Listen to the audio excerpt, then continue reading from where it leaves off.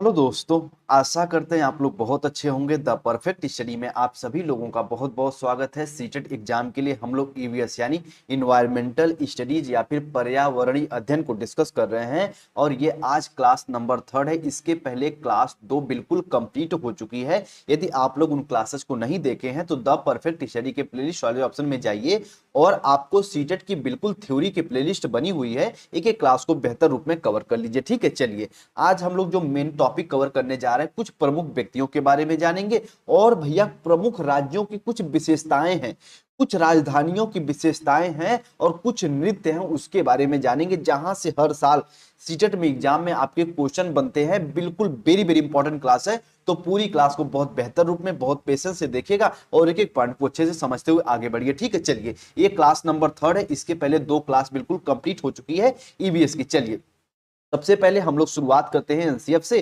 कि NCF class 3 से लेके, ठीक है, एनसीएफ जो है आपका वो क्लास 3 से लेके क्लास 5 तक पर्यावरण पढ़ाने के लिए भैया क्या कहता है। तो वो कहता है कि आप क्लास 3 से लेके क्लास 5 तक जब भी इन्वायरमेंट का पढ़ाइए, जब भी एक तरीके से आप पर्यावरण को पढ़ाइए तो उसको 6 थीमों में बांट लीजिए। अगर थीम ना समझ में आए तो इसे आप समझिए टॉपिक। ठीक है, 6 टॉपिक, टॉपिक ना समझ में आए तो इसे आप कह दीजिए प्रसंग। 6 प्रसंगों में बांट लीजिए।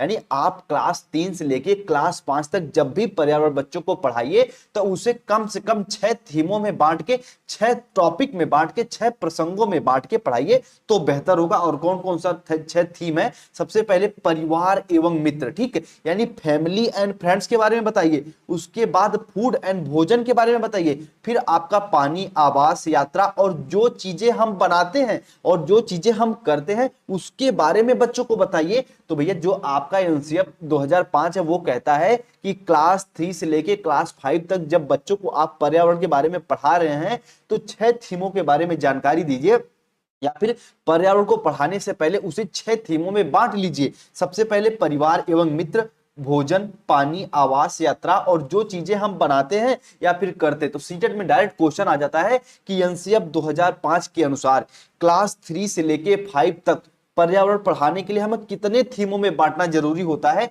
तो 6 थीमों में बांटना जरूरी होता है। अगर इनका नाम भी अगर ऑप्शन में है, मिलान करने के लिए दे दिया है, तो ये अपने दिमाग में बना लीजिएगा। परिवार, भोजन, पानी, आवास, यात्रा, अब उसके बाद जो चीजें हम बनाते और करते हैं। ठीक है, तो फर्स्ट पॉइंट आपके दिमाग में बिल्कुल क्लियर हो जानी चाहिए कि एनसीएफ 2005 के अनुसार पर्यावरण अध्ययन क्लास 3 से 5 के लिए 6 थीमों में से बांटना अनिवार्य है। ठीक है, चलिए, और थीमों को ही हम क्या कहते हैं? टॉपिक कह सकते हैं और समझने के लिए हम प्रसंग कह सकते हैं, एक तरीके से प्रसंग कह सकते हैं। ठीक है, चलिए आइए अब हम लोग आगे बढ़ते हैं, थोड़ा सा ब्रेल लिपि के बारे में जान लेते हैं। यहां से आपके क्वेश्चन एग्जाम में क्वेश्चन बनता है भैया। तो ब्रेल लिपि के एक तरीके से प्रतिपादक कौन थे भैया? तो लुईस ब्रेल जी थे। कौन थे? लुईस ब्रेल थे। ब्रेल लिपि के प्रतिपादक कौन थे? Louis Braille. कहां के थे? फ्रांस के थे। 3 साल की उम्र में ये एक तरीके से अपने, इनके जो भी पिता इनके काम धाम करते थे, उनके औजार थे लोहा लक्कड़ के, उससे खेलते हुए इनके आंख में रोशनी चली गई। जैसे बिल्डिंग वगैरह करते हैं ना तो आंख में रोशनी लग जाती है, उसी प्रकार आपके लुईस ब्रेल जी को अपने पिता के जो भी उनके एक तरीके से इंस्ट्रूमेंट थे उससे खेलते समय इनकी आंखों में रोशनी चली गई और एक तरीके से भैया इनकी आंख की रोशनी ही चली गई। उसके बाद पढ़ाई लिखाई में इनकी बहुत रुचि तो पहले से थी, ये पढ़ने लिखने में विभिन्न तरीकों से सोचने लगे। फिर इन्होंने एक तरीका निकाला जिसे हम लोग लुई स्क्रिप्ट के नाम से जानते हैं। और वो तरीका कौन सा था? आइए ये मैं बिल्कुल बेसिक से समझाऊंगा, लेकिन उसके पहले कुछ तथ्य आपको पढ़ के बता दूं, तब जाके आप समझ पाएंगे। देखिए, एक मोटे कागज पर नुकीली चीजों से 6 बिंदु उभरा, वो एक तरीके से उभारा जाता है। जैसे देखिए, एक ये मोटा कागज मान लीजिए और आपको एबीसीडी बच्चे पढ़ाना, ध्यान से मेरी बात समझना, कभी भी आप इसको नहीं भूलेंगे। देखो 6 मोटी कटीली बिंदु यहाँ पे निकली हैं और यदि हमें ए पढ़ना तो यहाँ पे सिर्फ देखो एक बड़ा सा ए है ना, इसको जैसे बच्चे स्पर्श करेंगे जान जाएंगे कि ए है। बी के लिए 2 देखिए मोटे कटीले हैं, इसको बी कह देंगे। इसी प्रकार से ये लुईस ब्रेल जी बताते हैं लुईस स्क्रिप्ट में। ठीक है, तो चलिए फिर उभरे हुए बिंदुओं को उंगलियों के सहारे से स्पर्श करते हैं और करते हुए पढ़ते हैं, यह ब्रेल लिपि कहलाती है। यह स्क्रिप्ट 6 बिंदुओं पर आधारित है। देखिए सब में 6 बिंदु है ना, 2 2 4 2 4, सब में 6 बिंदु रहते हैं। तो इतना इसके बारे में जानते रहिएगा। लुईस ब्रेल कहां के थे? तो भैया ये फ्रांस के थे। लुईस ब्रेल एक तरीके से ब्रेल लिपि का प्रतिपादक किसने किया था? तो लुईस ब्रेल साहब ने किया था। बस इतना इसके बारे में जानते रहेगा। एक मोटे कागज पर 6 नुकीली कील निकली रहती है, उसी को स्पर्श करके बच्चे एक तरीके से ज्ञान का अर्जन करते हैं, यानी अपने ज्ञान को सीखते हैं, ये बताते हैं लुईस स्क्रिप्ट में एक तरीके से लुईस ब्रेल साहब। ठीक है, तो उम्मीद करते हैं पूरी पॉइंट को समझे होंगे। लुईस ब्रेल कहां के थे? तो फ्रांस के। और इन्होंने भैया क्या प्रतिपादन किया? तो लुईस ब्रेल लिपि का प्रतिपादन किया, जो अंधे लोग जिससे पढ़ते हैं, जो एक तरीके से इतना इसके बारे में आप सभी जानते रहेगा। आइए अब आप सबके सामने एक बहुत ही प्यारी यहाँ पे एक तरीके से सॉल आ गई है, जिसे भैया आप लोग खरीद लीजिएगा यदि सीटेट क्वालिफाई हो जाता है तो आपका। ठीक है, चलिए, और यकीन मानिए जो बेहतर नंबर से सीटेट का रिजल्ट आएगा द परफेक्ट स्टडी से आपको एक पश्मीना शॉल गिफ्ट की जाएगी। ये द परफेक्ट स्टडी का आपसे वादा है। ठीक है, तो आप अपने रिजल्ट बताइएगा और हम आपको गुपचुप तरीके से बिल्कुल आपके एड्रेस पे घर पे आपको एक तरीके से पश्मीना शॉल भेज देंगे। ठीक है, चलिए आइए। आप कहोगे सर पश्मीना शॉल तो भेज देंगे, लेकिन पश्मीना शॉल के बारे में तो बता दीजिए। भैया बहुत प्यारी साड़ी है, एक तरीके शॉल है ये। ठीक है, पश्मीना शॉल एक तरीके से चंगपा लोगों द्वारा पाली गई बकरियों के बालों से बनती है। इसके पहले वाली क्लास में मैं आपको बताया था एक तरीके से चंगपा के लोगों एक तरीके से 5000 ऊंचाइयों पे ये लोग रहते हैं। ठीक है, और ये लोग एक खास प्रकार की बकरियों को पालते हैं और उन्हीं के बालों से जो बनता है उसी को हम कहते हैं पश्मीना शाल। तो पश्मीना शाल भैया कौन बनाते हैं? तो इसे चंगपा के लोगों बनाते हैं। ठीक है, पश्मीना शाल, और एक तरीके से बकरियों के बालों से। आइए इसके बारे में जानते हैं। जिन बकरियों से मुलायम पश्मीना ऊन मिलता है वह बहुत ऊंचाई पर होती, लगभग 5000 मीटर पर ये रहती हैं। इतनी ऊंचाई पर रहती, तिब्बत के आसपास, लद्दाख के आसपास रहती है ये। ठीक है, चलिए, इनका बाल इतना पतला होता है कि इनके 6 बाल और हमारे 1 बाल के बराबर होते हैं। यानी जो यहाँ की बकरियां होती हैं उनके 6 बाल मिला लीजिए और अपने एक तरीके से अपने 1 बाल को मिला लीजिए, तब जाके एक तरीके से 1 बाल हो जाता है। यानी एक तरीके से पश्मीना शाल कितनी मेहनत से बनती देख लो। ठीक है, यह शाल हाथ से बनाई जाती है। लगभग एक तरीके से 250 घंटे की बुनाई के बाद एक प्लेन शाल बनता है। यानी एक तरीके से एक शाल को बनाने के पीछे 250 घंटे लग जाते हैं पश्मीना शाल को बनाने में। एक पश्मीना शाल 6 स्वेटर जितना गर्म होता है। बस इतना इसके बारे में जानते रहिएगा। तो पश्मीना शाल कहां पाया जाता भैया? तो हम कह सकते हैं सर ये लेह लद्दाख के एरिया में पाया जाता है। लेह लद्दाख के भेड़ बकरियों के बालों से बनता है विश्व प्रसिद्ध पश्मीना शाल। इतना इसके बारे में जानते रहिएगा। इसको बनाने में कितना घंटा लगता है? 250 घंटे लगते हैं पश्मीना शाल को। देखो अभी हम भी तो रियल में नहीं देखे, लेकिन देखिए यहाँ पे ये ऐसे डिजाइन विजाइन है ना, ये सब हाथ से बनाई गई है पश्मीना शाल। तो इतना इसके बारे में आप लोग जानते हैं। बहुत ही गर्मी देती है, तो आपके 6 स्वेटर के आसपास इनकी 1 साल हो जाती। इतना इसके बारे में जानते रहिएगा पश्मीना शाल के बारे में। ठीक है, और हाँ, बढ़िया नंबर लेके आइए और द परफेक्ट स्टडी से पश्मीना शाल लेके जाइए। ठीक है, चलिए आइए बेहतर रूप में समझते हुए आगे बढ़िए। मजाक अपने जगह है। ठीक है, चलिए, वैसे मैं मजाक नहीं कर रहा। अगर बढ़िया रिजल्ट आता तो मैं पक्का आपको पश्मीना शाल तो भैया प्रोवाइड करूंगा ही करूंगा आपके गिफ्ट के रूप में, लेकिन अभी क्लास पे फोकस करिए। ठीक है, आइए थोड़ा सा ग्रेगर मेंडल के बारे में जानिए कि ग्रेगर मेंडल साहब क्या थे। तो मटर के दानों पे, किस पे? मटर के दानों पे, मटर के दानों पे इन्होंने प्रयोग किया और बताए भैया कि यदि एक मटर टेढ़ी मेढ़ी है तो वो अगली मटर भी टेढ़ी मेढ़ी ही होगी। अगर उस मटर के बीज को बोओगे तो अगली मटर भी टेढ़ी मेढ़ी ही होगी। ये कौन बताया? तो भैया ग्रेगर मेंडल साहब। बहुत इन्होंने हार्ड वर्क करके ये चीजें बताए। ग्रेगर मेंडल का जन्म कब हुआ? करीब एक गरीब किसान परिवार में एक तरीके से 1822 ईस्वी में इनका जन्म हुआ। 1822 ईस्वी में ग्रेगर मेंडल साहब का जन्म हुआ। इन्होंने 7 साल अपने आप में बहुत बड़ा ईयर होता भैया। लगातार 7 सालों तक मठ के बगीचों में 28,000 पौधों पर बारीकी से प्रयोग किए और ढेरों सारे आंकड़े इकट्ठे किए। और उन आंकड़ों के आधार पर ये क्या बताते हैं कि मटर के पौधों में कुछ खास गुण होते हैं जो जोड़ियों में आते हैं। जैसे बीज या तो अगर मुलायम है या फिर खुरदरे हैं, तो इनसे निकली अगली पीढ़ी के बीजों में भी वो मुलायम होंगे या फिर खुरदरे होंगे। मान लीजिए अगर कोई बीज खुरदरे है, कोई बीज थोड़ी बहुत टेढ़ी मेढ़ी है, तो उनका अगला अगर बो दिए जमीन में, उसको बो देते हैं, बोना का मतलब क्या कह सकते हैं, एक तरीके से जमीन में उसे उगा देते हैं, तो अगली एक तरीके से मटर के दाने भी एक खुरदरे ही निकलेंगे। ये कौन बताते हैं? तो एक तरीके से आपके ग्रेगर मेंडल साहब। तो सिर्फ और सिर्फ अगर सीटेट के एग्जाम में पूछता है कि मटर के दानों पे किसने प्रयोग किया, तो ग्रेगर मेंडल साहब ने किया। और लगभग कितने पौधों पर? 28,000 पौधों पे लगभग 7 साल तक लगातार मेहनत करने के बाद ये बता पाए। ठीक है, चलिए, उम्मीद करते हैं ग्रेगर मेंडल साहब को समझेंगे। अब हम लोग महान अलबरूनी को जानेंगे। देखिए अलबरूनी के बारे में जानते हैं, इसके पहले मैं आपको कुछ पॉइंट बता देता हूं। अलबरूनी भैया 3 भाषाओं का ज्ञाता था, यानी इसे 3 भाषा का ज्ञान था। हम और आप भोजपुरी और हिंदी बोलने में एक तरीके से कठिनाई का सामना करने लगते हैं, लेकिन ये 3 भाषाओं का ज्ञाता था। सबसे पहले सीरियाई, सबसे पहले भैया सीरियाई, उसके बाद आपका एक तरीके से संस्कृत, उसके बाद संस्कृत, फिर आपका यूनानी, यानी 3 भाषाओं का ज्ञाता था अलबरूनी। और ये भारत और श्रीलंका की यात्रा के कब आया, तो भैया 1017 से लेके 1020 ईस्वी के बीच आया था। ये भारत और श्रीलंका के एक तरीके से दोनों के मध्य अपना एक तरीके से यात्रा आरंभ किया। तो भारत और श्रीलंका की यात्रा पे कब आया, तो 1017 से लेके 1020 के बीच। और ये 3 भाषाओं के ज्ञाता था, सीरियाई, संस्कृत और यूनानी। ठीक है, इतना इसके बारे में जानते रहिएगा। और एक तरीके से भैया ये कहां का था, उज्बेकिस्तान का था। इतना इसके बारे में देखो, यहाँ पे समझिए, अलबरूनी जिस देश से आए थे उसका नाम क्या था, उज्बेकिस्तान। उज्बेकिस्तान से था ये।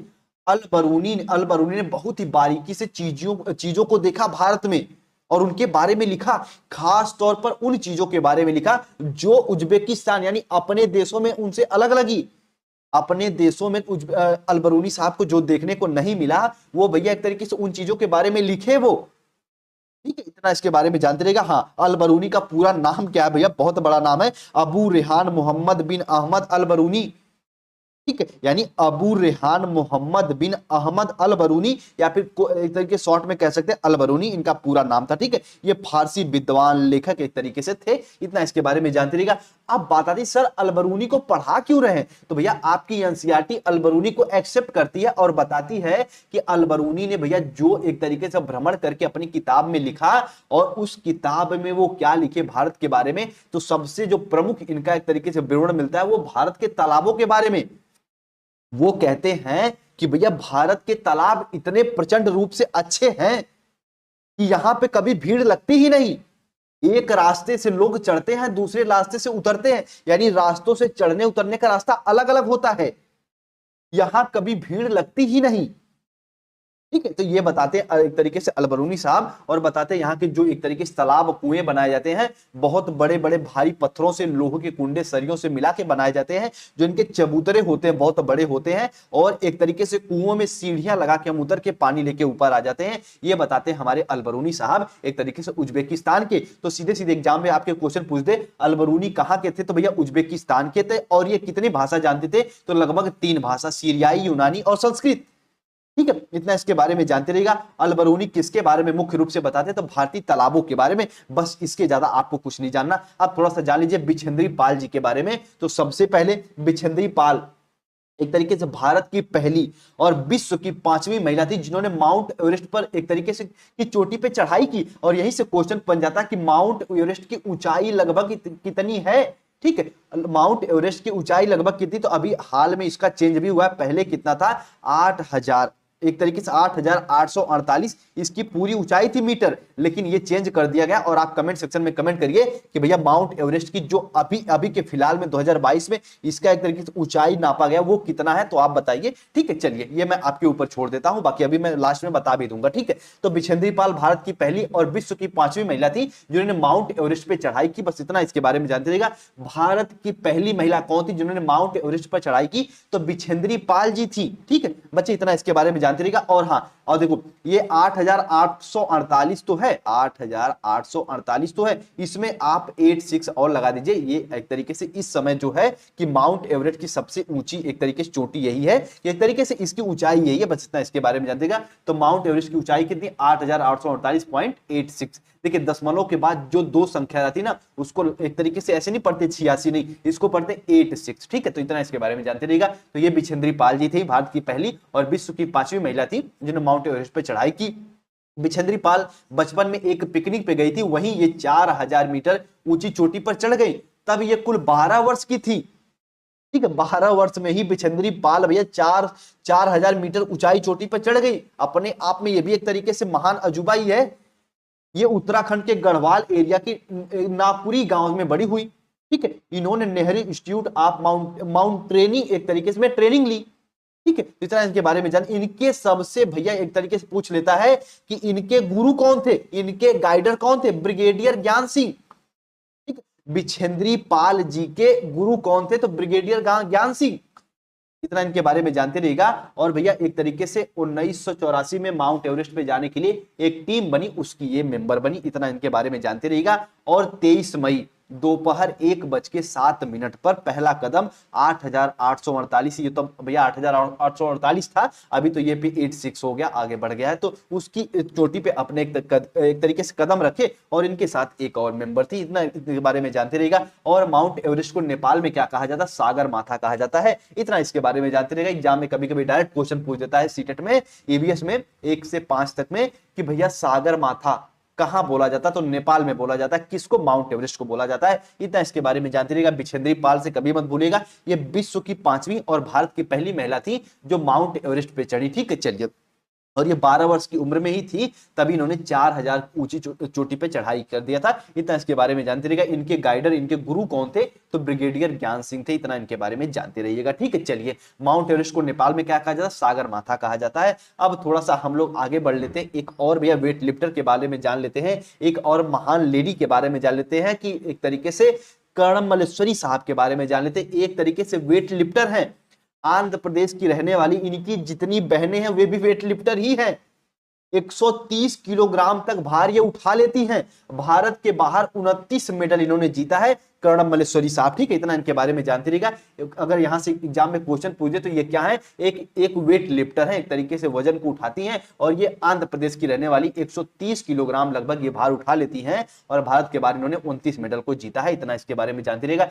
चमकता सितारा किसे कहा जाता है? तो सूर्यमणि को चमकता सितारा या फिर गर्ल स्टार भी कहा जाता है। इतना इनके बारे में जानते रहिएगा। चमकते सितारे उन साधारण लड़कियों की असाधारण कहानी है जिन्होंने स्कूल जाकर अपनी जिंदगी बदल दी। सूर्यमणि चाहती थी कि लोग त्योहारों पर अपने गीत गानों में उन्हें गाएं, उन्हें भूले ना, अपने पहनाव को चाव से पहने, यानी अपने जो भी कल्चर है उनको भैया चढ़ बढ़कर हम अप्रिसिएट करें।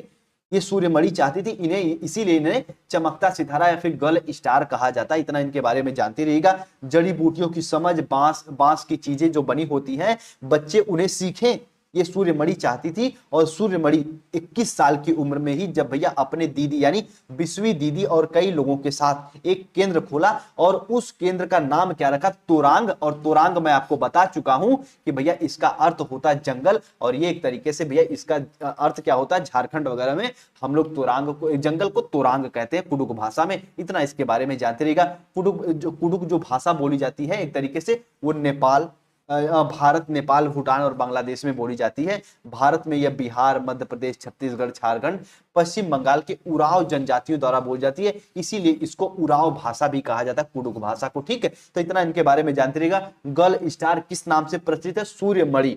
सूर्यमणि को हम गर्ल स्टार कहते हैं। इतना इनके बारे में बस जानते रहिएगा। ठीक है, चलिए ये अब थोड़ा सा सुनीता विलियम जी के बारे में जान लीजिए। सुनीता विलियम 360 किलोमीटर दूर स्पेस में गई थी। ठीक है, सुनीता विलियम ने 6 महीने से ज्यादा अंतरिक्ष में समय बिताया और वे सबसे लंबे समय तक स्पेस में रहने वाली महिला बन गई, सुनीता विलियम जी। ठीक है, चलिए उम्मीद करते हैं इस पॉइंट को जानेंगे। सुनीता विलियम के अनुभव, स्पेसशिप में वहां की एक जगह बैठी नहीं पाती थे। सुनीता विलियम्स के अनुभव जो स्पेसशिप में थे, वहां एक जगह बैठे नहीं पाते थे ये लोग, एक जगह से दूसरी जगह तैरते हुए जाते थे। बैठ कहने का मतलब है स्पेसशिप में आप ऐसा नहीं कि कहीं बैठ के चाय पी सकते, नहीं भैया, हमेशा तैरते रहते हैं, फ्लोट करते रहते हैं।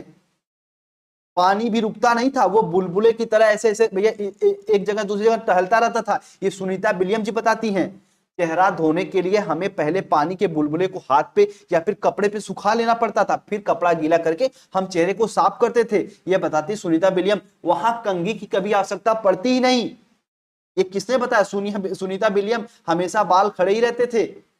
ठीक है, चलिए वहां टहल नहीं सकते, वो एक तरीके से फ्लोट करने की आदत हो गई थी, एक जगह पर रुकने के लिए खुद को बांधना पड़ता था। ये बताई थी आपकी सुनीता विलियम। और एक तरीके से भैया इतना इसके बारे में जानते रहिएगा। नील आर्मस्ट्रांग चांद पर उतरने वाले प्रथम व्यक्ति थे जिन्होंने चांद पर 1969 में एक तरीके से कदम रखा था। इतना इसके बारे में आप सभी लोग जानते रहिएगा। छोटी छोटी पॉइंटें हैं, ये एक तरीके से सिर्फ इसलिए पढ़ रहे हैं आप लोग क्योंकि ये एनसीईआरटी का पार्ट है, तो आपको पढ़ना जरूरी है, इसके बारे में जानना जरूरी है। तो अगर आपसे एग्जाम में पूछ दे कि भैया एक तरीके से स्पेस में रहने वाली, सबसे लंबे समय तक रहने वाली महिला कौन थी, तो सुनीता विलियम थी। बस इनके बारे में इतना आप लोग जानते रहिएगा, ठीक है। यहाँ पे एक जगह हम बैठ नहीं सकते, यहाँ पे एक जगह हम बैठ नहीं पाते, बल्कि हमें एक तरीके से तैरते हुए रहना चाहिए, एक तरीके से स्पेसशिप में, ये बताती हैं हमारी सुनीता विलियम जी, ठीक है। आइए अब बात करें थोड़ा सा हम परिवार के बारे में। तो अगर आपकी सीटेट एग्जाम में पूछ दे कि सबसे बेहतर परिवार कौन है, तो संयुक्त परिवार, एकल परिवार आप कभी भी टिक मत करिएगा,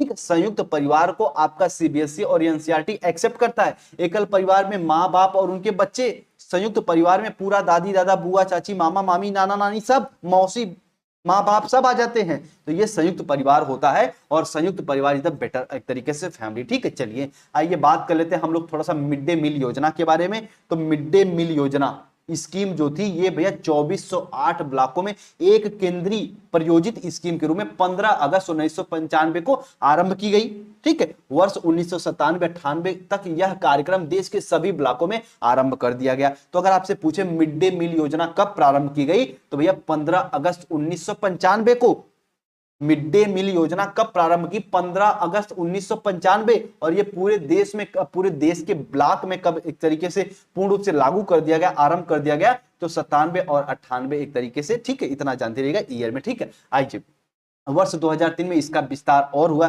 शिक्षा गारंटी केंद्र वैकल्पिक व नौचारी शिक्षा केंद्र में पढ़ने वाले बच्चों तक कर दिया गया। यानी एक तरीके से मिड डे मील योजना जो बीच में आपको मध्यमान में जो बच्चों को भोजन कराते हैं ना, उसकी यहाँ पे बात हो रही है। तो 15 अगस्त 1995 इसकी शुरुआत हो गई, ठीक है। और इसमें एक तरीके से पूरे देश में कब लागू किया गया, पूरे देश के ब्लॉकों में कब लागू किया गया, तो 1997 से लेकर 1998 के बीच में, ठीक है। चलिए दांडी यात्रा के बारे में जान लीजिए थोड़ा सा। दांडी यात्रा एक तरीके से सन 1930 में अंग्रेजों ने जब भारत के आम लोगों को नमक बनाने पर पाबंदी लगा दी, तो जिसके कारण गांधी जी ने दांडी यात्रा शुरू की। और गांधी जी का कहना था जो चीज हमें कुदरत ने दी है उसे बनाने पर पाबंदी कैसी, बात तो बिल्कुल सही है। अब अगर कोई कह दे कि भैया तुम बारिश के पानी मत, एक तरीके से बारिश के पानी में मत भीगो, तो एक तरीके से ये एक तरीके से अपराध ही तो है, हमें एक तरीके से बंदिश ही तो लगाई जा रही है। बारिश का पानी तो कुदरत दे रहे हैं भैया, सबका वो है, तो उसे सब लोग बारिश का पानी को एक्सेप्ट करिए। आप किसी के लिए बारिश का पानी रोक देना अच्छी बात नहीं है ना। उसी प्रकार नमक बनाने के लिए जो अंग्रेज थे वो कहे कि भाई जितने भारतीय वो नमक नहीं बना सकते खुद से, तो गांधी जी ने इसी के लिए दांडी यात्रा या फिर दांडी मार्च की शुरुआत की, जिन्हें खुद से नमक बनाने के लिए एक तरीके से उन्होंने सबको प्रेरित किया, ठीक है। उन्होंने लोगों के साथ मिलकर अहमदाबाद से दांडी के समुद्र यात्रा तक एक तरीके से लंबी यात्रा और एक तरीके से गलत कानून को तोड़ा और नमक बना के इस कानून को भैया निस्ता नाबूद कर दिया। तो दांडी यात्रा के बारे में जानते रहिएगा। 1930 के आसपास इसकी शुरुआत हुई और गांधी जी का कहना क्या था कि भैया जो चीज हमें कुदरत ने दी है उसे बनाने में पाबंदी कैसी। और दांडी यात्रा की शुरुआत किसने की थी, तो महान महात्मा गांधी जी, ठीक है। आइए अब थोड़ा सा हम लोग राज्यों से रिलेटेड कुछ फैक्ट को जानेंगे जो इंपॉर्टेंट है, उस पॉइंट को आप लोग जानते हुए आगे बढ़िए। जैसे सबसे पहले असम, तो आप असम के घर के बारे में जानिए। देखिए असम का मान लीजिए, असम में बारिश बहुत ज्यादा होती है, तो यहाँ पे मान लीजिए ये पानी भर गया ना, तो यहाँ के जो लोग घर बनाते हैं वो ऐसे बांस पे बनाते हैं, ठीक है। ऐसे बांस पे अपना घर बनाते हैं एक तरीके से। यहाँ समझिए, देखिए यहाँ पे मान लीजिए पानी भर गया है, तो यहाँ पे बांस पे अपना घर बनाते हैं ताकि इनका घर भैया भीगे ना, ठीक है। यहाँ तक ये बांस होता है, जैसे हमारे यहाँ बीम डाला जाता है ना, तो ये बांस डाल देते हैं जमीन में और इतनी ऊंचाई पे घर बनाते हैं ताकि इनका जो कि घर में पानी ना जाए। असम में घर जो जमीन से 10 या 12 फीट की ऊंचाई पर बनता है। बनाने की वजह ये कि भारी वर्षा होती है यहाँ पे असम में, इसकी वजह से भैया 10 या फीट ऊपर ऊंचाई पे ये अपना मकान बनाते हैं। इतना इसके बारे में जानते रहिएगा। ये मकान जो होते हैं ये बांस से बनाए जाते हैं और अंदर भी लकड़ियों का प्रयोग होता है। असम में बांस और रस्सी के पुल भी बनाए जाते हैं। इतना बस असम के बारे में जानते रहिएगा। यहाँ पे बारिश बहुत अधिक होती है, कभी कभी घुटनों तक पानी भी लग जाता है। यहाँ पे बांस को गरीबों का टिम्बर कहते हैं। इतना इनके बारे में जानते रहिएगा। तो अगर आपके एग्जाम में पूछ दिया कि असम में घर कैसे होते हैं, तो हम कह सकते हैं कि जमीन से 10 या 12 फीट की ऊंचाई पर होते हैं। क्यों होते हैं, क्योंकि भारी वर्षा के कारण होते हैं। इतना घर के बारे में जानते रहिएगा। बिहू त्योहार, अभी तो मैं बाकी त्योहार के बारे में बताता तो चीजें बताता, लेकिन बिहू त्योहार कहाँ मनाया जाता है, तो ये असम के आसपास में बनाया जाता है। एक तरीके से भैया माघ बिहू 14 और 15 जनवरी के आसपास ये मनाया जाता है।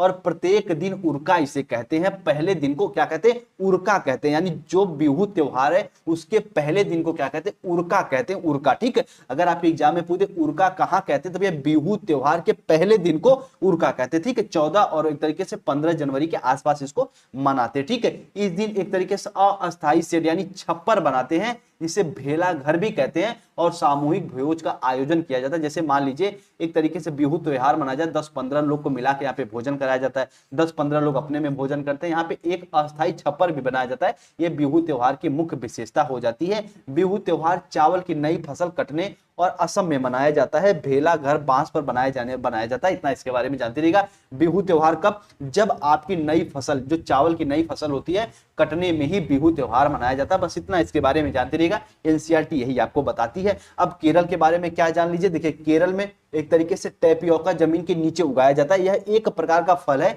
जिसे केरल के लोग उबाल कर खाते हैं, ठीक है।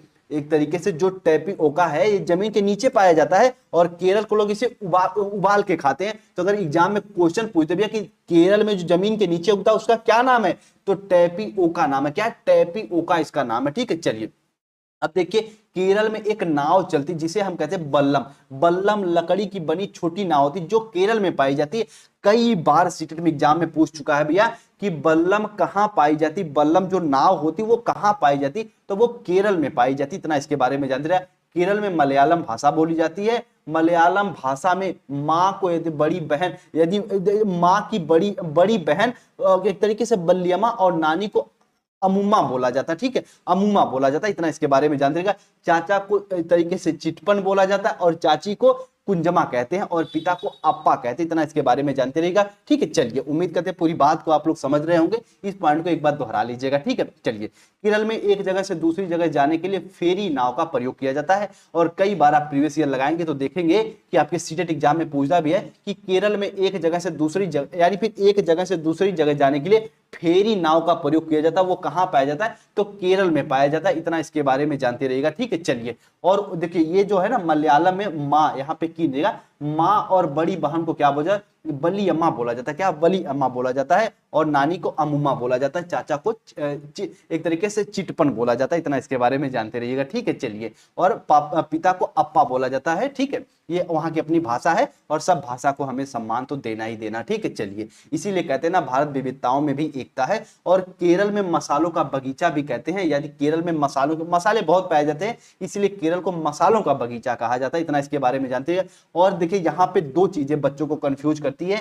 एक केरल का जो नृत्य है वो कथकली है और जो कथक है वो उत्तर प्रदेश का है। कहाँ का? उत्तर प्रदेश का है। कथक उत्तर प्रदेश का है और जो कथकली है वो केरल का भैया एक तरीके से लोक नृत्य है। इतना इसके बारे में जानते रहिएगा। यहाँ केले के फूल पर सब्जियां बनाई जाती हैं और उसके बाद केरल में ध्यान समझना, केरल में नारियल के पेड़ सबसे अधिक पाए जाते हैं। और केरल के निकटवर्ती जो राज्य है तमिलनाडु और केरल है, इसकी राजधानी तिरुवनंतपुरम है। इतना इसके बारे में बस आप लोग जानते रहिएगा। गुजरात से केरल की यात्रा के बीच महाराष्ट्र और कर्नाटक भी पड़ते हैं। इतना इसके बारे में जानते रहिएगा। गोवा से केरल जाने के बीच जो रास्ते पड़ते हैं वो भैया एक तरीके से 92 सुरंग और 2000 पुल भी पड़ते हैं। कभी कभी ये भी पूछ लेता है, इतना इंपॉर्टेंट नहीं है, बस आपके दिमाग में होना चाहिए। तमिलनाडु भारत के दक्षिण में स्थित है। इसके पड़ोसी राज्य जो हैं केरल, कर्नाटक और आंध्र प्रदेश है। ये पश्चिम के कुछ राज्य हो गए। इतना इसके बारे में जानते रहेगा। तो भैया आपके केरल से एग्जाम में क्वेश्चन कहां पूछता है, तो सिर्फ इतना पूछता है कि भैया केरल में जो नाव का प्रयोग करते हैं हम लोग वो वल्लम है और एक जगह से दूसरी जगह जाने के लिए जिस नाव का प्रयोग करते हैं उसे फेरी नाव कहते हैं। इतना इसके बारे में आप लोग जानते रहिएगा, ठीक है। आइए अब हम लोग थोड़ा सा आगे बढ़ते हैं और थोड़ा सा आगे लद्दाख के बारे में जान लेते हैं। लद्दाख पहुंचने के लिए जम्मू कश्मीर पार करना पड़ता है। लद्दाख को ठंडा रेगिस्तान, कोल्ड डेजर्ट भी कहते हैं। अगर आपके कभी कभी पूछ दे कि भारत में भैया ठंडा रेगिस्तान कहां पाया जाता है तो लद्दाख में, कई बार एग्जाम में पूछा भी है, ठीक है। चलिए पूरी बात को समझिएगा। यहाँ पे 1 या 2 फ्लोर की बिल्डिंग होती है। घर पत्थर के होते हैं जिनकी छत और फर्श लकड़ियों की होती है। दीवारें मिट्टी का और उस पर चुनी हुई एक तरीके से मोटी परत चढ़ी हुई होती है। तो इतना इसके बारे में जानते हैं। 2 फ्लोर इसलिए बनाते हैं कि देखिए मान लीजिए यहाँ पे ये 2 फ्लोर बना दिए, ठीक है, ये 2 फ्लोर बना दिए, ये जमीन के ऊपर है, जमीन के नीचे है। तो जब बहुत ज्यादा ठंड पड़ने लगती है तो जमीन के नीचे चले जाते हैं। पहले तो भेड़ बकरियों को बांधते हैं, बाद में अपने भी चले जाते हैं जब बहुत ज्यादा ठंड पड़ने लगती है, ठीक है। यहाँ पे एक तरीके से कम बारिश होती है और पेड़ पौधे भी नहीं पाए जाते आपके लद्दाख में, ठीक है। चलिए देखिए जितनी भी एक तरीके से सीढ़ियां होती हैं उनमें लकड़ियों का प्रयोग किया जाता है। मोटे पेड़ को एक तरीके से छत बनाने में इनका प्रयोग किया जाता है। और ग्राउंड फ्लोर पे जानवरों को रखा जाता है। जब ज्यादा गर्मी पड़ने लगती है खुद ये ग्राउंड फ्लोर पे चले जाते हैं। एक तरीके से ग्राउंड फ्लोर पे कोई विंडो कोई खिड़की वगैरह नहीं होती। ये भी लद्दाख की कुछ विशेषता है, इनको इसके बारे में जानते रहिएगा। गर्मी के मौसम में यहाँ के लोग फलों को सुखा लेते हैं और सर्दियों में इनका उपयोग करते हैं। कई बार एग्जाम में पूछ चुका है कि भैया ले लद्दाख में लोग भोजन कैसे ग्रहण करते हैं। तो जो एक तरीके से गर्मी जब पड़ती है तो यहाँ पे जितने भी फल वगैरह पाए जाते हैं उनको ये सुखा के रख लेते हैं और सर्दियों में इनका प्रयोग करते हैं, इनका इस्तेमाल करते हैं। और ये जानिएगा लद्दाख क्षेत्र भारत का सबसे ठंडा रेगिस्तान है। इतना इसके बारे में जानते रहिएगा। लाल मिर्च, नारंगी, कद्दू, सुनहरे पीले भुट्टे यहाँ पे पाए जाते हैं, इनको इसके बारे में जानते रहिएगा। अगर कई बार पूछा भी है कि सुनहरे पीले भुट्टे कहाँ पाए जाते हैं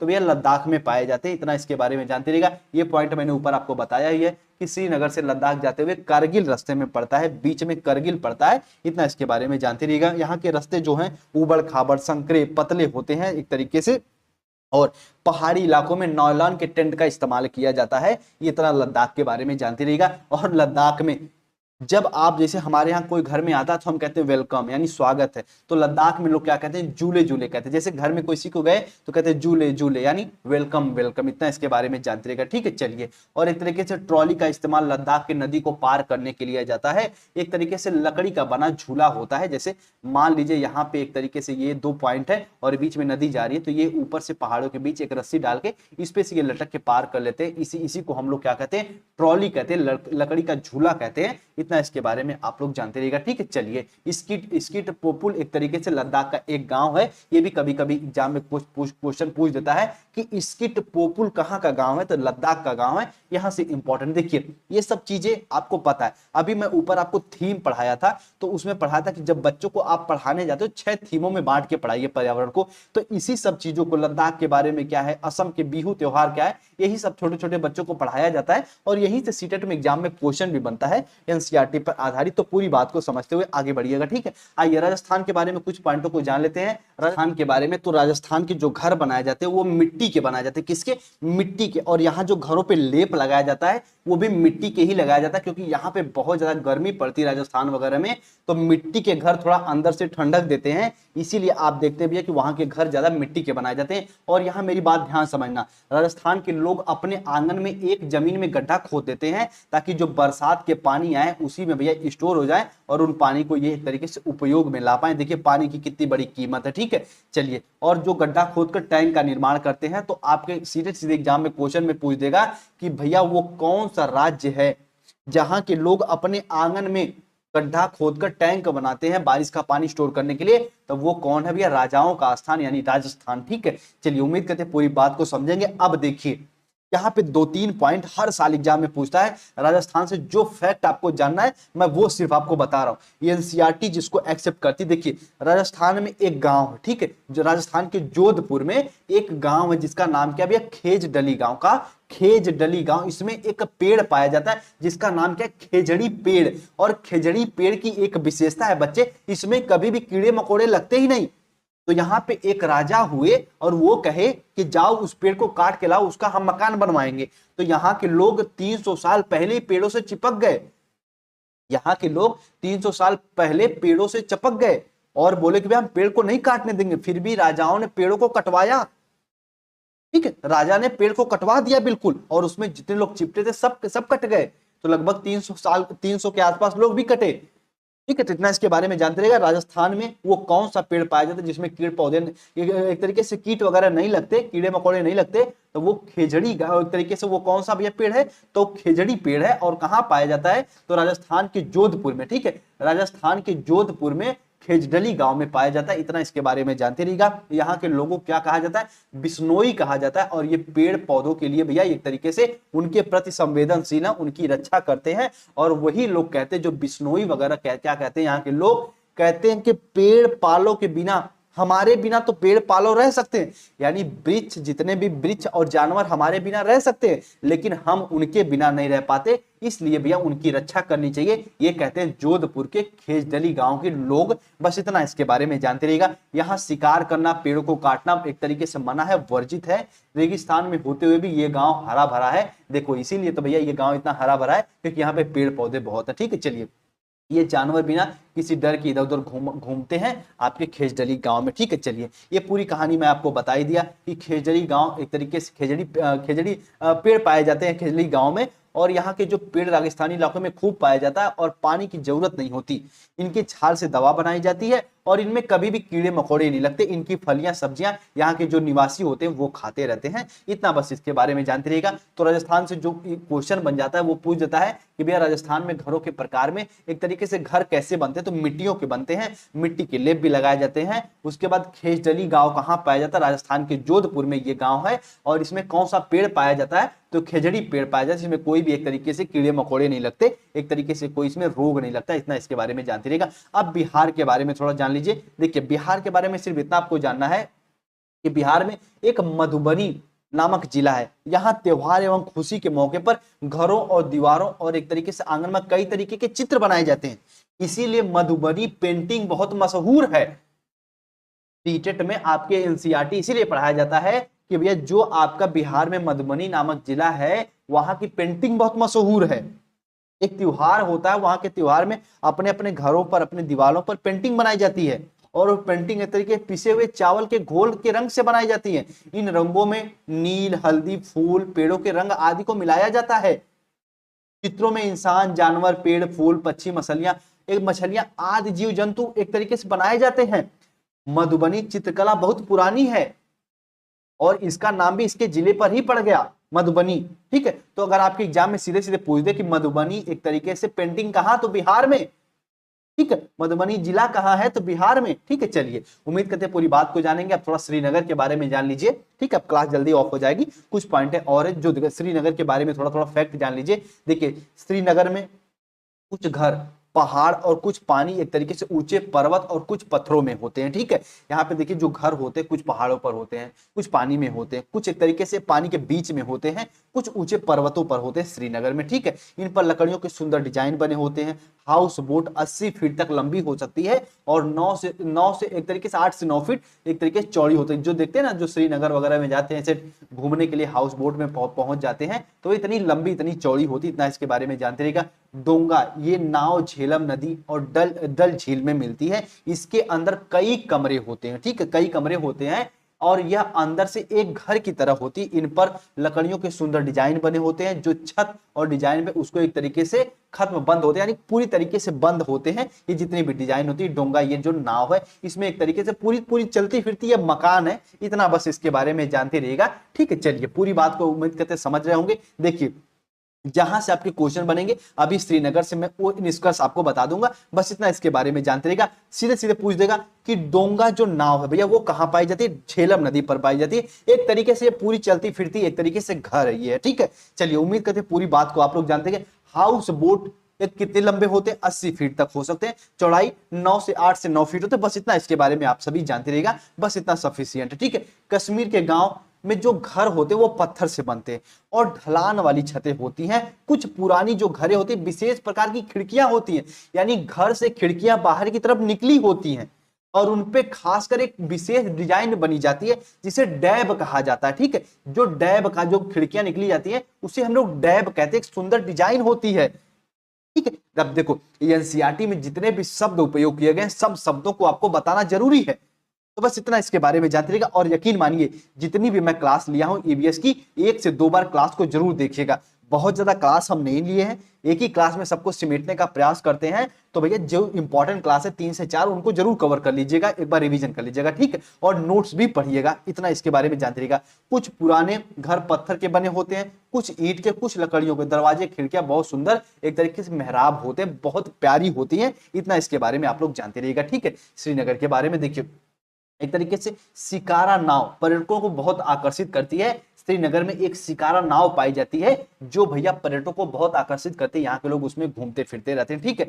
कश्मीर में सरसों के तेल में मछलियों को पकाकर खाते हैं, और गोवा में नारियल के तेल में, और कश्मीर में भैया एक तरीके से खासकर एक तरीके से किस्म की चाय पाई जैसे कहवा कहते हैं, इसको तो हम हाईलाइट करने वाले हैं, ठीक है, इसको हम हाईलाइट करने वाले हैं। यहां से आपके क्वेश्चन भी बन जाता है कि कहवा कहां पाया जाता है, कश्मीर का भैया एक तरीके से प्रसिद्ध चाय है ये, ठीक है। और कश्मीर में लोग मछलियों को कैसे तल के खाते हैं, तो भैया सरसों के तेल में, और गोवा में नारियल के तेल में, ठीक है। कश्मीर की भाषा में क्या बोला जाता है, मुख्य रूप से उर्दू, डोंगरी और एक तरीके से कश्मीरी भाषा बोली जाती है, इतना इसके बारे में जानती रहिएगा, ठीक है। ये कश्मीर की भाषा है उर्दू, डोंगरी, ठीक है, और इसको मिला के कह दें तो कश्मीरी भाषा बोली जा रही, ठीक है। अब देखिए मनाली के बारे में थोड़ा सा जान लीजिए। मनाली में भी बारिश बहुत ज्यादा होती है, तो एक तरीके से बर्फ भी बढ़ता है और बारिश भी होती है। तो यहाँ के जो घर बनते हैं वो पत्थर के होते हैं और लकड़ियों के बने होते हैं, इनके छत ढालू टाइप होते हैं। तो जैसे मान लीजिए जो छत होते हैं ना बिल्कुल स्लोप में होते हैं, ताकि ऊपर से अगर पानी वानी गिरे तो नीचे बिल्कुल फिसल के चला जाए, ठीक है। ये मनाली के बारे में इतना जानते रहिएगा। आंध्र प्रदेश के बारे में जान लीजिए, और यही में आपको पोंचमपल्ली साड़ी भी मिलने वाली है, ठीक है। चलिए देखिए, नल्ला मढ़ा आंध्र प्रदेश का एक तरीके से मुख्तार है। मुख्तार गांव आंध्र प्रदेश के पोंचमपल्ली जिले में है। मुख्तार गांव जो है आंध्र प्रदेश के पोंचमपल्ली, और पोंचमपल्ली एक साड़ी भी होती है, अभी मैं नीचे बताऊंगा, ठीक है। एक तरीके से नल्ला मड्डा आंध्र प्रदेश में है, और मुख्तारपुर गांव आंध्र प्रदेश के पोंचमपल्ली में पड़ता है। तो यहां से डायरेक्ट क्वेश्चन पूछ लेता है, ये सब सीट एनसीईआरटी इसको एक्सेप्ट करती है इन सब गांवों को। नल्ला मडा गांव कहां है, तो भैया एक तरीके से आंध्र प्रदेश में एक तरीके से मुख्तारपुर गांव स्थित है, तो वो आंध्र प्रदेश के पोंचमपल्ली जिले में है। आंध्र प्रदेश के लोग एक समूह, एक विशेष कैंप लगता है, और इस कैंप में जो एक उम्र के बाद लड़कियां अगर पढ़ाई लिखाई छोड़ दी हैं उनको फिर से स्कूल भेजा जाता है उस कैंप के माध्यम से। ये भी अपने आप में बहुत अच्छी बात है। तो आंध्र प्रदेश की एक खास विशेषता यह है, अगर आपके एग्जाम में पूछे कि एक खास कैंप लगाकर गर्ल्स और एक तरीके से लड़कियों को फिर से विद्यालय भेजा जाता है, स्कूलीकरण कराया जाता है, वो कहां पे, तो आंध्र प्रदेश में। मुख्तारपुर गांव कहां है, तो आंध्र प्रदेश के पोंचमपल्ली जिले में। आंध्र प्रदेश की भाषा एक तरीके से मुख्य रूप से तेलुगु है। अब देखिए, पोंचमपल्ली जिला तेलंगाना में है। इस जिले के अधिकतर लोग बुनकर हैं। पोंचमपल्ली जिला कहां है, तेलंगाना में, ठीक है। चलिए यहाँ पे इसका एक तरीके से पूरी बात को जानते रहेगा। अतः इसकी बुनाई एक तरीके से पोंचमपल्ली और कलमकारी नाम से भी जाना जाता है। देखिए यहाँ पे जो साड़ी बन रही है ये पोंचमपल्ली साड़ी इसको बोला जाता है। देखिए यहाँ पे ये पहनी है ना, देखिए कितनी प्यारी लग रही है। इसी प्रकार से ये पूरी साड़ी देखो ऐसे बुनाई की जाती है, ये पोंचमपल्ली गांव में की जाती है, पोचमपल्ली गांव में की जाती है। इतना इसके बारे में आप सभी लोग जानते रहिएगा। पोचमपल्ली साड़ी कहाँ बनती है, तो आपको तेलंगाना इसका सही ऑप्शन पे टिक करिएगा, ठीक है। चलिए, और आपको पता है आंध्र प्रदेश और तेलंगाना तो पहले एक ही था, अब दोनों अलग अलग हो गए हैं। तो इतना इसके बारे में आप सभी लोग जानते रहिएगा, ठीक है। चलिए आइए अब देखिए उत्तर प्रदेश के बारे में कुछ पॉइंटें जान लीजिए। उत्तर प्रदेश एक तरीके से भैया इसका जो उत्तर प्रदेश का जो कन्नौज जिला है वो किसके लिए मशहूर है, इत्र, गुलाब जल, केवड़ा के लिए मशहूर है एक तरीके से। इतना इसके बारे में आप लोग जानते रहिएगा। उत्तर प्रदेश की जो कन्नौज जिला है वो इत्र के लिए मशहूर है, गुलाब जल के लिए मशहूर है। उत्तर प्रदेश में कचनार के जो फूल हैं उनकी सब्जियां बनाई जाती हैं। कथक उत्तर प्रदेश का एक नृत्य है, इसका इसके बारे में आप लोग जानते रहिएगा। उत्तराखंड के बारे में थोड़ा सा जान लीजिए। देखिए उत्तराखंड में ही पहाड़ों के बीच एक ऐसी जगह है जिसे फूल ही फूल, इसे फूलों की घाटी कहते हैं। उत्तराखंड में फूल, अगर पौधे की फूलों की घाटी कहाँ है तो उत्तराखंड में, ठीक है। तो इसको कंफ्यूज मत होइएगा। उत्तराखंड एक तरीके से भैया फूलों की घाटी कहाँ स्थित है, उत्तराखंड में स्थित है। कई झाड़ियों में लगे लगातार फूल ही नजर आते हैं, तो कहीं पत्थरों के बीच सफेद फूल झांकते हुए मिलते हैं। पीले पीले फूल, लंबे चौड़े कालीन जैसे मैदान दिखाई देते फूलों के, इसीलिए तो भैया इसे हम क्या कहते हैं कि फूलों की घाटी, ठीक है। इतना इसके बारे में आप सभी लोग जानते रहिएगा। अब थोड़ा सा मुंबई के बारे में जान लीजिए। देखिए मुंबई भारत का सबसे बड़ा शहर है। दिल्ली से मुंबई जाने के लिए गुजरात, राजस्थान को मध्य एक तरीके से पार करते हुए आना पड़ता है, ठीक है। देखिए मुंबई भारत का सबसे बड़ा राज्य है। मुंबई जाने के लिए गुजरात राजस्थान को पार करते हुए महाराष्ट्र में आना पड़ता है। इतना इसके बारे में सभी लोग जानते रहिएगा। दिल्ली से मुंबई की जो दूरी होती है लगभग 1400 किलोमीटर होती है। एक तरीके से विक्टोरिया टर्मिनल कहाँ स्थित है, टर्मिनल एक तरीके से कहाँ स्थित है, तो रेलवे स्टेशन ये मुंबई में स्थित है। इतना इसके बारे में जानते रहिएगा। और मुंबई में ही जो पहली एक ट्रेन चलाई गई तो भैया वो 16 अप्रैल 1853 के बीच चलाई गई। कहां से कहां के बीच, तो ये मुंबई से थाने के बीच चलाई गई। इतना इसके बारे में आप सभी लोग जानते रहिएगा। ठीक है, बच्चू खान प्लेट ग्राउंड मुंबई में स्थित है, जिसका नाम मुस्तफा खान कोच के नाम पर पड़ा। इतना इसके बारे में आप सब लोग जानते रहिएगा। सहजन के फूल के पकौड़े महाराष्ट्र में खाए जाते हैं। बरली एक पारंपरिक कला है जिसका प्रचलन महाराष्ट्र में है और यह महाराष्ट्र और गुजरात की सीमा पर सर्वाधिक देखने को मिलता है। इतना इसके बारे में आप सभी लोग जानते रहिएगा। और यहाँ पे एक बात और, अगर आपको पूछे पोंचमपल्ली कहाँ पाई जाती है, भैया की साड़ी कहाँ बनती है, तो तेलंगाना ऑप्शन टिक करिएगा। पोंचमपल्ली साड़ी कहाँ, तो तेलंगाना में। ठीक है, इतना इसके बारे में आप सभी लोग जानते रहिएगा। ठीक है, चलिए अब थोड़ा सा आगे हम लोग बढ़ जाते हैं, अगले पॉइंट को समझ लीजिए। देखिए मुंबई समझ लिए, अब थोड़ा सा मिजोरम के बारे में जान लीजिए। देखिए मिजोरम में मीजो भाषा बोली जाती है। कौन सी, मीजो भाषा बोली जाती है। यहाँ पे 3/4 लोग जंगल में ही रहते हैं और इनकी मुख्य फसल चावल है। मिजोरम में कौन सी भाषा, मीजो भाषा, इनकी मुख्य फसल चावल। यहाँ खेती के लिए लॉटरी निकलती, यानी आपको पारी पारी खेत अलॉट होते हैं। तो अगर आपके एग्जाम में कई बार पूछा भी है कि खेती के लिए लॉटरी भैया कहाँ निकलती, तो मिजोरम में।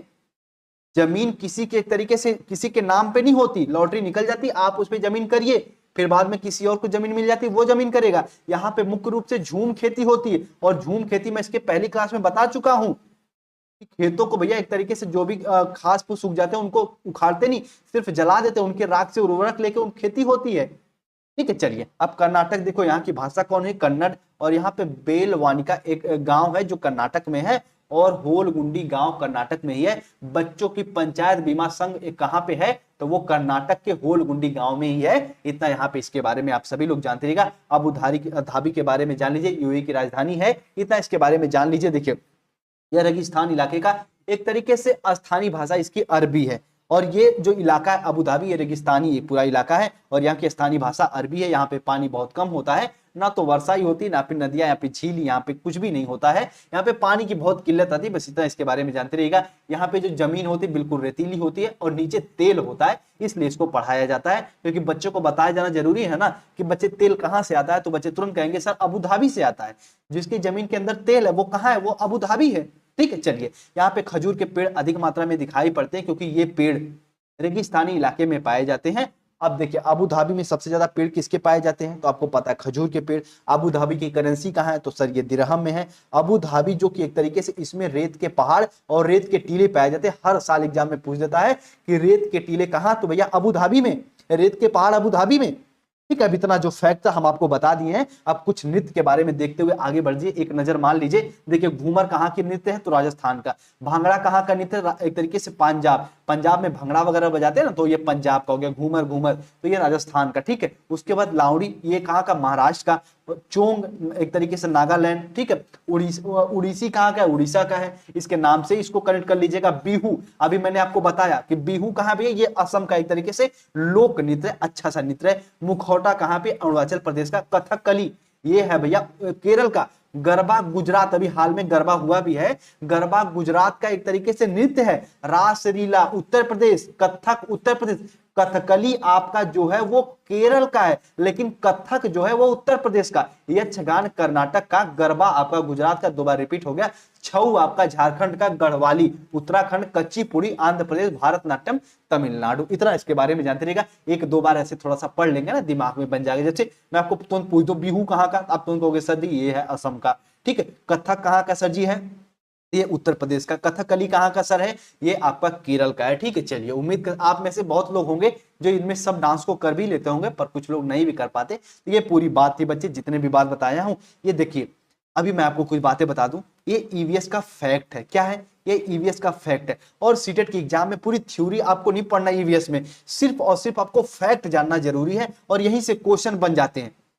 ठीक है। तो इन सब फैक्टों को अपने दिमाग में बना के रखिएगा। पूरी क्लास उम्मीद करते समझे होंगे। कुछ पॉइंट अगर थोड़ा बहुत आपको ना समझ में आए तो एक बार क्लास को और देखना, पूरी रूप में समझने का प्रयास कीजिए। कुछ शब्द ऐसे थे चंगपा वगैरह जिसको थोड़ा सा बोलने में डिफिकल्टी होती है, तो इसको मैनेज कर लीजिएगा। ठीक है, क्लास पे नए हैं तो जुड़ जाइए, पहले से जुड़े हैं तो थोड़ा बहुत अपने दोस्त यार के साथ शेयर कर दीजिए। टेलीग्राम से नहीं जुड़े हैं तो जुड़ जाइए, Telegram channel the perfect study है।